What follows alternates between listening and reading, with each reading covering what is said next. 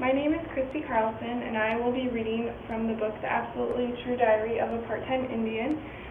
This book was banned for controversial topics and profanity. Chapter is called How to Fight Monsters. The next morning, Dad drove me the 22 miles to Redarn. But he was so wrong, and he knew he was wrong. He was the loser Indian father of a loser Indian son, living in a world built for winners. But he loved me so much. He hugged me even closer. "This is a great thing," he said. "You are so brave. You are a warrior." It's the best thing he could have said. "Hey, here's some lunch money," he said, and handed me $1. We were poor enough to get free lunch, but I didn't want to be the only Indian and a sack lunch who needed charity. "Thanks, Dad," I said. "I love you," he said. "I love you too." I felt stronger, so I stepped out of the car and walked to the front door. It was locked, so I stood alone on the sidewalk and watched my father drive away. I hoped he'd drive right home and not stop in a bar and spend whatever money he had left. I hoped he'd remember to come back and pick me up after school. I stood alone at the front door for a few very long minutes.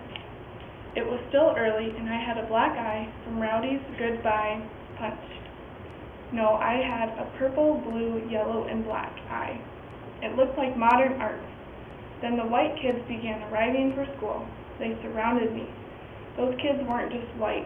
They were translucent. I could see the blue veins running through their skin like rivers. Most of the kids were smaller or my size, but they were 10 or 12 monster dudes, giant white guys. They looked like men, not boys. They had to be seniors. Some of them looked like they had to shave 2 or 3 times a day. They stared at me, the Indian boy with a black eye and swollen nose. My going-away gift from Rowdy. Those white kids couldn't believe their eyes. They stared at me like I was Bigfoot or a UFO.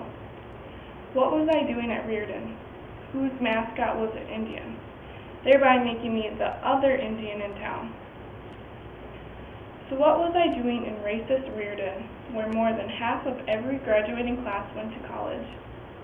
Nobody in my family had ever gone near a college.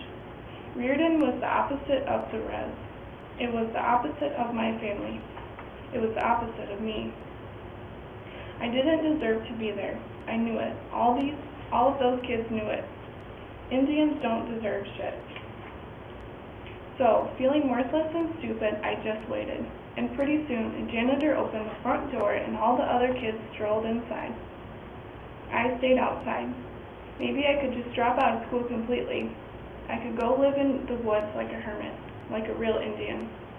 Of course, since I was allergic to pretty much every plant that grew on Earth. What? I don't know my